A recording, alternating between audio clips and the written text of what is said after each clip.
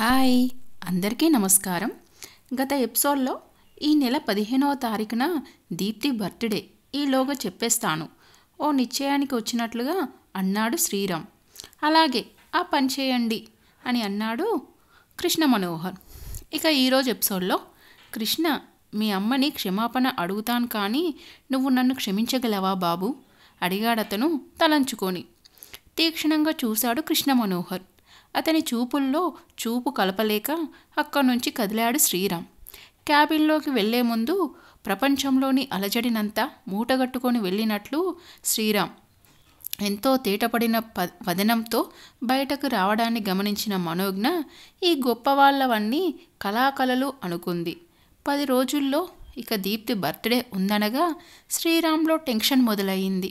మనసుని తన కంట్రోల్లోకి తెచ్చుకోవడం కోసం చాలా ప్రయత్నమే చేయవలసి వచ్చింది శ్రీరామ్కి. ఈ ఆదివారం మనం శ్రీశైలం వెళ్తున్నాం, నువ్వు దీప్తి రెడీగా ఉండండి అన్నాడు హేమతో ఆఫీస్కి వెళ్తూ. హేమ తన చెవుల్ని తానే నమ్మలేకపోయింది. ఈ మధ్య అతను తాగుడికి దూరంగా ఉండటం, మళ్ళీ ఆఫీస్ పనుల్లో బిజీ కావడం గమనించి ఆ మాత్రానికే తృప్తిపడింది. సరదాగా ఎక్కడికైనా వెళ్తే కాస్త రిలాక్సేషన్ దొరుకుతుంది కదా అని ఎన్నోసార్లు అనుకోవాలనుకుని కూడా ధైర్యం చేసి అనలేకపోయింది. అలాంటిది అతను తనకు తానే ప్రోగ్రాం వేసేసరికి ఆమెలో ఆనందం అన్నవమైంది. దీప్తి అంటూ పరుగున వెళ్ళి కూతురుతో ఆ ఆనందాన్ని షేర్ చేసుకుంది. చాలా రోజుల తర్వాత తల్లి ముఖంలో ఆనందం చూసి దీప్తి మనసు తేలికైంది. ఆదివారం రానే వచ్చింది. కారులో బయలుదేరారు. ముందుగానే ఏర్పాటు చేసుకున్న గెస్ట్ హౌస్లో సామాన్లన్నీ పెట్టేసి కాళ్ళు చేతులు కడుక్కోకుండా శివలింగాన్ని ధూళి దర్శనం చేసుకొని మళ్ళీ గెస్ట్ హౌస్కి వచ్చేశారు. తర్వాత స్నానాదులు ముగించుకొని రత్నగర్భ వినాయకుడిని దర్శించి గుడిలోకి వెళ్ళారు. దైవ దర్శనంతో శ్రీరామ్ మనసు మరింత ప్రశాంతమయ్యింది. సాయంత్రం వరకు తిరిగి గెస్ట్ హౌస్కి వచ్చి కాసేపు రెస్ట్ తీసుకున్నారు. వాళ్ళు లేచాక, నేనిప్పుడు చెప్పబోయే విషయం మిమ్మల్ని ఇద్దరిని బాధిస్తుందని తెలుసు, నన్ను అసహ్యించుకుంటారని తెలుసు. మీ దగ్గర ఈ రహస్యం దాచానన్న అపరాధ భావన ఎప్పుడూ వెంటాడుతుంది. ఇప్పుడు చెప్పక తప్పని పరిస్థితి. విన్నాక మీరు నాకు ఏ శిక్ష వేసినా భరించడానికి సిద్ధం అన్నాడతను మెల్లగా. ఏంటండి ఈ మాటలు అంది హేమ భయంగా. దీప్తి తల్లి చేతులను తన చేతుల్లోకి తీసుకుంటూ ధైర్యం కలిగేలా నొక్కింది. నా చిన్నతనం అంతా పేదరికంలో గడిచింది. ఎంతో డబ్బు గడించి నా వాళ్ళని సుఖపెట్టాలని చాలా పట్టుదలగా ఉండేది. లేమి వల్ల పొందిన అవమానాల వల్ల మంచి జీవితం కావాలంటే చదువు, ఉద్యోగం ఉండి తీరాలన్న నిజం గ్రహించాను. అందుకే అభిమానాన్ని పక్కన నెట్టి ఎదురింటి సాంబశివరావు మావయ్య అందించిన సహాయంతో చదువుకుంటూ వచ్చాను. బాగా సంపాదించి ఆయన రుణం తీర్చాలని నేను అనుకున్నాను. ఆయనేమో నన్ను అల్లుడిగా చేసుకోవాలని సహాయం చేశారు. ఆయన కూతురు మైథిలి, నేనంటే ఆమెకి ఇష్టం. బావా బావా అంటూ వెంట తిరిగేది. మైథిలిని, నా చెల్లి సుమని ఒకేలా చూసేవాడిని. పెద్దవుతున్న కొద్దీ మైథిలి సిగ్గుతో నన్ను తప్పించుకొని తిరుగుతూ ఉంటే నాకు హాయిగా ఉండేది. మైథిలి అంటే అభిమానమే గాని జీవిత భాగస్వామిగా ఊహించుకోలేకపోయేవాడిని. కర్మ కొద్దీ ఒకరోజు పెళ్లి సందర్భంగా మద్యపానం చేశాను. ఆ మైకంలో మైథిలి మీద అఘాయిత్యం చేశాను. చాలా కుమిలిపోయాను. తప్పునిక పెళ్లితోనే సవరించుకోవాలేమోనన్న ఆలోచన వచ్చేలోగానే బాస్ కూతురైన హేమ నుంచి ఫోన్ రావడం, చావు బతుకుల్లో ఉన్న ఆమె తండ్రి అర్థించేసరికి కృతజ్ఞత వల్లనైతేనేం, భవిష్యత్తులో నేను కన్న కలల్ని నిజం చేసుకోవటానికైతేనేం మైథిలి విషయం చెప్పకుండా నేను పెళ్లికి అంగీకరించాల్సి వచ్చింది. డబ్బు సాయం చేసి చేసిన తప్పును సవరించుకోవాలని వెళ్ళాను. కానీ అప్పటికే మైథిలి గర్భం ధరించిందని తెలియగానే స్టన్ అయిపోయాను. స్వార్థంతో పాషాణంలా ప్రవర్తించి దాదాపు పారిపోయే వచ్చేశాను. పరిస్థితులు కాస్త సద్దుమణిగాక వెళ్ళి వాళ్లకు నచ్చచెప్పాలనుకుంటే ఊళ్ళో పెద్ద అగ్ని ప్రమాదం సంభవించడం, అందులో మా వాళ్ళంతా బూడిదైపోవడం. అంతే, ఇక ఆ ఊరితో బంధం తీరిపోయిందనుకున్నాను. ఆ రహస్యం నాతో పాటే సమాధి అయిపోతుంది అనుకున్నాను. అయితే దీప్తి తను కృష్ణ మనోహర్ని ప్రేమించానని వాళ్ళ పెద్దల్ని కలవమని అడ్రస్ ఇచ్చింది. ముందుగా వెళ్ళి ముహూర్తం పెట్టించి మిమ్మల్ని సర్ప్రైజ్ చేయాలనుకొని వెళ్ళాను. తీరా వెళ్ళేసరికి కృష్ణ తల్లిగా మైథిలి కనిపించింది. మిన్ను విరిగి మీద పడ్డట్లు ఫీల్ అయ్యాను.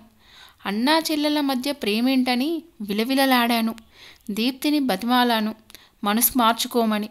వినకపోయేసరికి కృష్ణనే కన్విన్స్ చేయాలని వెళ్ళి అతనితో మాట్లాడాను. మైథిలిని భార్యగా, తనని కుమారుడిగా లోకానికి పరిచయం చేయగలిగే ధైర్యం ఉందా అని నిలదీశాడు. చాలా కలవరపడ్డాను. మీరేమనుకుంటారోనని పరువు పోతుందని నిద్రాహారాలు మాని ఆలోచించాను. డిప్రెషన్లో తాగుడికి దగ్గరయ్యాను.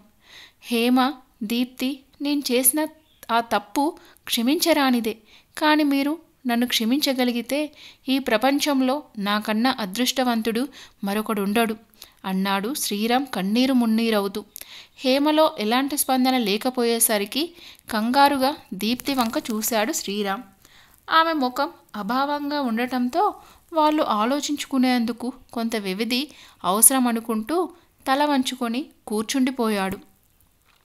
ఎన్నో సంవత్సరాలుగా ఉన్న నమ్మకం ఒక్కసారి చెదిరిపోయేసరికి తట్టుకోలేకపోయినా నిదానంగా ఆలోచనలు పడింది హేమ.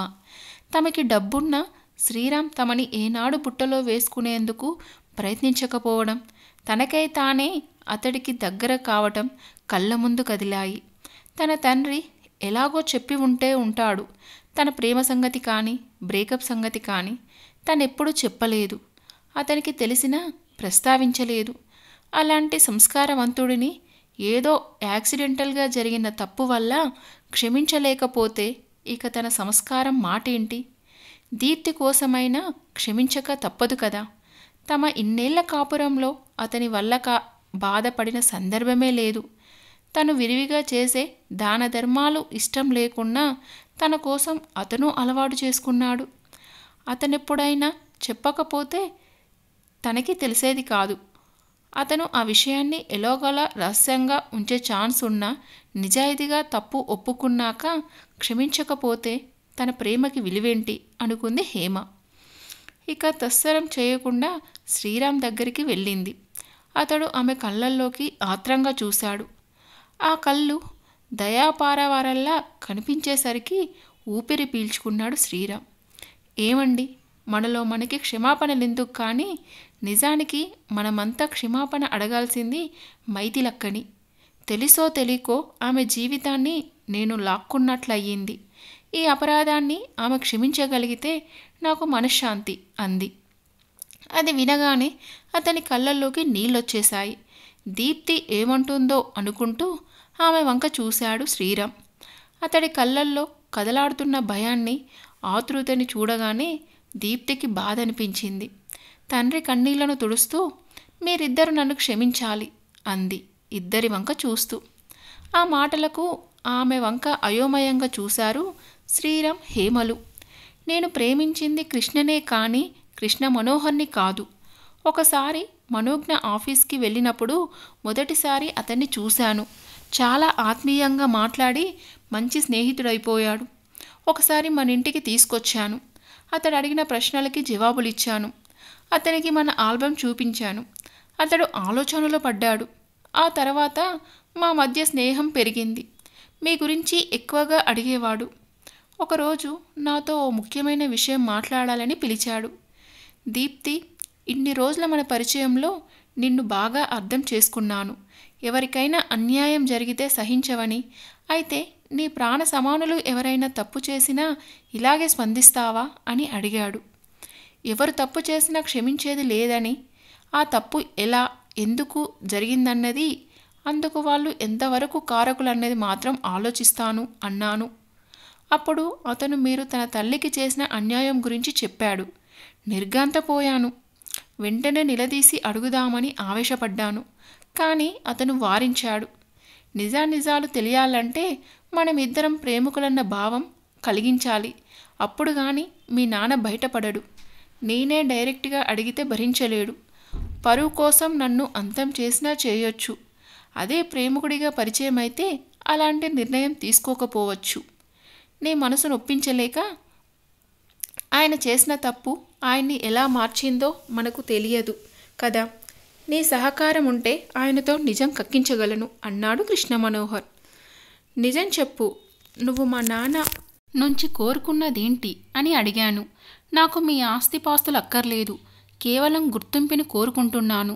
మా వ్యక్తిత్వాలతో నేను, మా అమ్మ సంపాదించుకున్న మంచి పేరు, మాకున్న చిన్నతనం నుంచి నేను ఎదుర్కొన్న అవమానాలని మర్చిపోలేక మాత్రమే ఈ గుర్తింపుని ఆశిస్తున్నాను.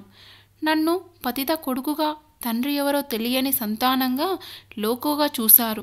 అలాంటి చెడ్డ పేరుతో నేను, నా వారసులు బతకూడదు. మాకో గౌరవప్రదమైన గుర్తింపు కోసమే నా తాపత్రయమంతా అన్నాడు. అతడి మాటల్లోని నిజాయితీకి కదిలిపోయాను. వెంటనే వచ్చి మిమ్మల్ని నిలదీయాలనుకున్నాను. అది అబద్ధమని బుకాయించడమేమో, లేక నా దగ్గర మాత్రం తప్పొప్పుకొని క్షమించమని మీరు అడిగితేనో. మీ వల్ల వాళ్ళెంత క్షోభ అనుభవించారో అలాంటి క్షోభ మీరు అనుభవిస్తేనే మీ పాపానికి తగ్గ ప్రాయశ్చిత్తం లభిస్తుందని అనుకున్నాను. అందుకే అతను చెప్పినట్లుగా ప్రవర్తిస్తూ మీకు అనుమానం కలిగేలా ప్రవర్తించాను. మీరు అదంతా నిజమనుకుంటూ మీలో మీరే కుమిలిపోయేలా పనిష్మెంట్ ఇచ్చాను. అయితే దీని మూలంగా పాపం అమ్మ కూడా బాధపడవలసి వచ్చింది. రియల్లీ సారీ అమ్మా అంది దీప్తి. దీప్తి, మీ అమ్మ ఇంతే, తప్పు చేస్తే ఊరుకునేది కాదు. నువ్వు మీ అమ్మలాగే దండించావు అన్నాడు శ్రీరామ్. మేమిద్దరం క్షమించేశాం కదా అని నువ్వు మళ్ళీ మాట మార్చవు కదా అనుమానంగా చూస్తూ అడిగింది దీప్తి. చచ్చిన పాముని ఇంకా చంపకమ్మా, చేతులు జోడిస్తూ అన్నాడు శ్రీరామ్. మరి మైథిలక్క దగ్గరికి ఎప్పుడు వెళ్దాం ఆత్రంగా అడిగింది హేమ. ఇంకా ఎందుకు ఆలస్యం, హైదరాబాద్ వెళ్ళగానే వెళ్దాం అన్నాడు శ్రీరామ్. దైవదర్శనం వల్లనే అన్నీ సజావుగా జరిగి ప్రశాంతత దక్కిందనుకుంది హేమ. కారు దిగి ఇంట్లోకి వస్తున్న శ్రీరామ్ హేమలను చూడగానే భూదేవమ్మకి ఆశ్చర్యానందాలు కలిగాయి. వాటిని కనిపించనీయకుండా ఎవరు కావాలి అంది గుమ్మంలోనే వాళ్ళని నిల్చోబెట్టి. అమ్మ, మైథిలి గారితో మాట్లాడాలి అంది హేమ చటుక్కున వంగి ఆమె కాళ్ళకి నమస్కరిస్తూ. మాటలు వినిపిస్తున్నాయి, ఎవరో వచ్చారు అనుకుంటూ గదిలో నుంచి బయటికి వచ్చిన మైథిలి వాళ్ళని చూస్తూనే నిటారుగా అయిపోయింది. ఆమెను చూస్తూనే నమస్తే అక్క, మీతో మాట్లాడాలి అంది హేమ. సహజ సిద్ధమైన సంస్కారం వల్ల నమస్తే, రండి అంది మైథిలి. భూదేవమ్మ లోపలికి నడవగా ఆమెను అనుసరించారు వాళ్ళిద్దరూ. మైథిలి, ఈమె నా భార్య హేమ అన్నాడు శ్రీరామ్ తడబాటుగా. వాళ్ళ రాకకు కారణమై ఏముంటుందో ఊహిస్తూ. ఆహా, అలాగా అంది మైథిలి. నా వల్ల జరిగిన తప్పును క్షమించు ప్రాధేయపడుతూ అన్నాడు శ్రీరామ్. అందుకు నేను కారణమే, క్షమించక్క చేతులు జోడిస్తూ అంది హేమ. జరిగిందేదో జరిగిపోయిందిగా, ప్రశాంతంగా నన్ను డిస్టర్బ్ చేయడం దేనికి అణుచుకుందామన్నా ఆగని ఆవేశంతో అడిగింది మైథిలి. అక్క, నాకు నిజం నిన్ననే తెలిసింది. నీ జీవితాన్ని నేను లాగేసుకున్నట్లు అయ్యింది. మమ్మల్ని క్షమించి మాతో పాటు వచ్చేయండి, అందరం కలిసి ఉందాం అంది హేమ. అమ్మని వదిలి ఈ ఊరిని వదిలి రాలేను. కష్టకాలంలో ఆదుకున్నది, ఆశ్రయం ఇచ్చింది అమ్మనే అంది మైథిలి.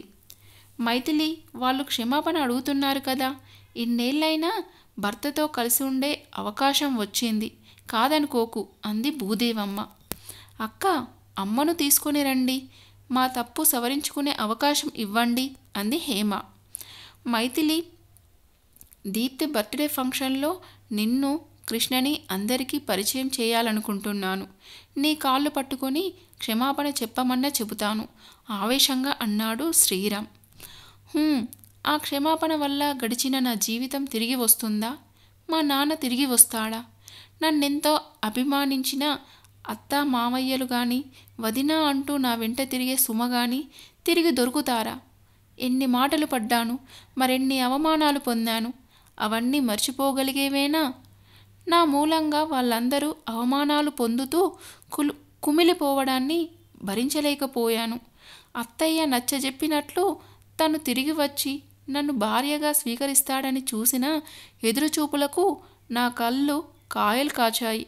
నన్నెదురుగా చూస్తూ వాళ్ళు పడే రంపపు కోత తప్పించాలనుకునే నా సర్టిఫికెట్లు, 2 చీరలు, ఓ ఫ్యామిలీ ఫోటో, కొంత డబ్బు తీసుకొని అర్ధరాత్రి ఇంట్లో నుంచి బయటపడ్డాను. చావాలనుకున్నాను ఓ బలహీన క్షణంలో. కానీ నా కడుపులోని ప్రాణిని చంపే హక్కు లేదని, కొంత చచ్చి సాధించేదేంటని కొంత ఆలోచించి ఉద్యోగ ప్రయత్నాలు చేశాను. అప్పుడు ఎన్నెన్ని ఇక్కట్లు ఎదుర్కొన్నానో, పూర్వజన్మలో ఏ పుణ్యం చేసుకున్నాను. భూదేవమ్మగారి ఆదరణ లభించింది. కన్న తల్లి లేని నాకు ఆమె తల్లయ్యింది. ఏ రక్త సంబంధం లేకున్నా కన్న కూతురిలా ఆదరించి పురుడి పోసిన చల్లని తల్లి. నేను నా కాళ్ళ మీద నిలబడాలన్న ఆకాంక్షతో పసివాడి సంరక్షణ అతి కష్టమైన భరించి నన్ను చదివించింది. నా అభివృద్ధిని సహించలేని వాళ్ళు విసిరే మాటలు, తూటాలు తగలకుండా ఓ రక్షణ కవచంలా కాపాడింది. పసివాడైన కృష్ణ వెన్నంటి ఉంటూ ధైర్యం చెబుతూ లోకరీతి వివరిస్తూ వాడిని ఇంతవాడిని చేసింది. జీవితాంతం ఆమెకు సేవలు చేసుకుంటేనే మా జన్మలు చరితార్థమవుతాయి. ఇప్పుడు కొత్తగా మీ భార్య అన్న గుర్తింపు వల్ల నాకు ఒరిగేదేమీ లేదు. మీ ఆస్తుపాస్తుల మీద ఆశ అంతకన్నా లేదు.